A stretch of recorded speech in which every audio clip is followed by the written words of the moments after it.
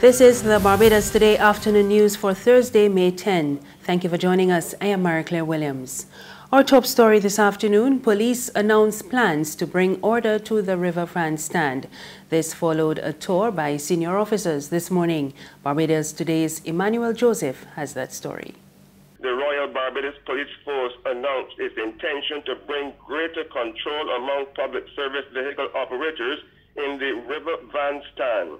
Following a surprise site visit to the area this morning, Divisional Commander for the Bridgetown, Senior Superintendent of Police Euclid Thompson told reporters the force was concerned about what he called the chaos in the facility. Senior Superintendent Thompson said there was need to have a better grip on the situation, particularly following the recent altercation between two PSV operators and police officers in which the men were charged on a number of offenses, including assaulting police. The divisional commander, however, assured the public, and especially the PSV operators, that the force had no intention of using any high-handed approach to maintaining law and order. He promised even higher police presence once the Constitution River Bus Terminal is fully in operation, noting that the police would have their own outposts there. Senior Superintendent Thompson also issued a warning to all concerned that people cannot assault police officers and think they can get away with it. From the River Van stand, Emmanuel Joseph for Barbados Today. Commerce Minister Donville Inniss is accusing the business community of ingratitude because of their support for the Barbados Labour Party's fundraisers. The DLP candidate for St. James South leveled the accusations at the presentation of the party's candidates at the Bay Street Esplanade last night. I say ingratitude words are over, and when I see some of them up there cursing this government, and I sit back quietly and look at the amount of taxpayers' money that they have received in the businesses, I shudder. But I realize the amount of them now that are going to Barbados Labour Party fundraising events at $1,000 a head. I say you are ungrateful because a lot of money you're spending with them now is money that taxpayers pumped into your businesses. And Sports Minister Stephen Lashley announced several major sports initiatives.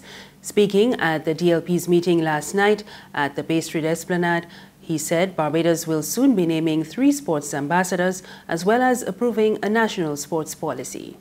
We are poised to complete the first national sports policy Barbados has ever had. And I assure you within a couple of days, that policy, after wide consultation, will be going to the Cabinet of Barbados for consideration. And you may not know this, but in a couple of days, Barbados will become the regional home of football. The regional office of FIFA has been facilitated and we open up its doors right here in Barbados, thanks to the government of Barbados. And of course, only recently, I asked the Cabinet to approve a number of sports ambassadors.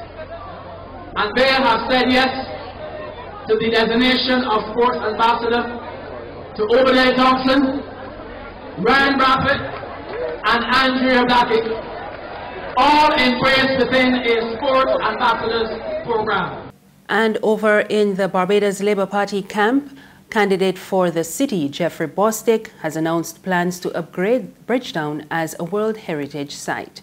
Bostic was addressing a BLP meeting in Vine Street last night. There will be some hotels in Bridgetown, including Speedbird House in the heart of Bridgetown. That will be transformed into a hotel. And there will be some other developments along Caroline Bay. Knowing that, it now becomes my responsibility, just as I did when I first came into politics, to make sure that some of you get to Pomeranian to do some courses at Pomeranian that will equip you to work in them hotels. That is one of the things that I'll be doing. One veteran medical practitioner is making a case for a national health service, given the current issues facing the local health sector. Addressing the inaugural lecture of the Barbados Association of Medical Practitioners, Professor Emeritus Sir Errol Walrond said the Tom Adams administration wanted to set up such a scheme and had drawn up policy papers, but it never materialized. Sir Errol believes that a national health service would benefit the island's over 65 population. One of the things that government can do, and probably do it reasonably well and cheaply, is in fact to put in the people over 65 who are the pensioners and who are, you know, dependent on fixed salaries, or sometimes none at all. You know, have them do a kind of NHS through the GPs.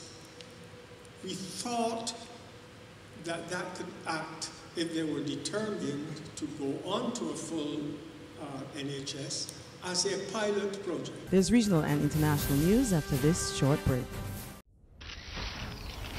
One night, one winner, only one team can deliver. Balanced, comprehensive, unrivaled coverage. Barbados Today, Capital Media HD 99.3 and 6 Gear Studios. Don't miss election night on www.facebook.com/Barbados Today, on www.barbadostoday.bb, live on www.capitalmediahd.com, and on www.facebook.com/Capital Media HD. Thank you for staying with us. We're back with news from the region. Concerns over migration were among the key issues addressed when CARICOM foreign ministers met earlier this week in the Bahamas. The Nassau talks were held with a representative from the United Nations. Deportees from large countries, they understand and appreciated the United Nations that they pose somewhat of a burden on countries. I don't know if you understand the way that happens, but someone might be a child and taken to another country, the United States, United Kingdom, or Canada, for instance, and they get in trouble with the law. And you ask, what is your country of origination? And you say the Bahamas. And then we're contacted at the Ministry of Foreign Affairs, and we're asked to receive a person. Now, issues including political dialogue, trade and development cooperation regarding CARICOM's engagement with the UK post-Brexit were also discussed. CARICOM Secretary General Erwin LaRoque says engagement on maintaining trade were being discussed with the UK since last year.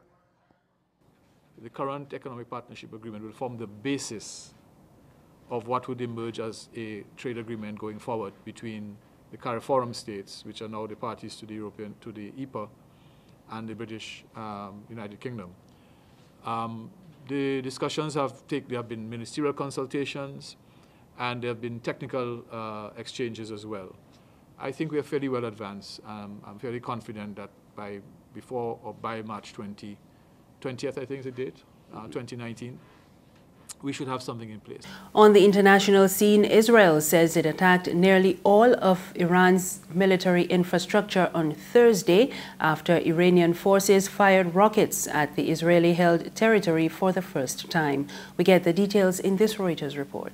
The shadow war fought between Iran and Israel has now moved into open conflict. An Iranian rocket attack from within Syria is the first time it's struck at Israel in such a manner. This video taken from Damascus is thought to show the heavy Israeli response. Stephen Farrell is in the Reuters Jerusalem bureau. These were the heaviest Israeli airstrikes into Syria since the start of the Syrian civil war 8 years ago. Israel has long feared that Iran is trying to turn Syria into a new front against Israel. And since Trump pulled out of the nuclear deal, there's been a sense of a green light, a sense that Israel feels freer to act in Syria to strike against Iran and its interests there. Israel says the rocket attack on the Golan Heights was conducted by an Iranian Special Forces unit stationed across the Syrian border, an area that butts up against Lebanon, where Iran already supports the heavily armed Hezbollah group. Lebanese soldiers are seen here inspecting wreckage thought to be rockets that landed on their territory during the exchange. Israel is in a difficult position, as Iran is allied to both the Syrian government and Russia, and Israel has cordial relations with Russia. The attacks came immediately after a visit by Prime Minister Benjamin Netanyahu to Moscow. But Tehran would also be taking that relationship into account. Although it is an escalation, the Iranian strikes were a one-off, and they were targeted at the very edge of the Golan Heights. That suggests that somebody somewhere was calibrating the strike. They didn't aim for major population centers. They weren't apparently trying to suck Israel into what might have been a much bigger retaliation. Israel says it suffered no losses and hit dozens of Iranian and Syrian sites in its counterattack. Syria's military says 3 people were killed on their side of the border, but offered no other details. And that's news this afternoon. Remember, you can get more on our website, www.barbadostoday.bb. You can also sign up for BT's WhatsApp news alerts and subscribe to our e-paper, email updates, and like us on Facebook. We're on Izumi Media in bus terminals and on Screenplay at supermarkets and gas stations near you. You can also find us on Mix 96.9 FM. I am Mary Claire Williams. Good afternoon.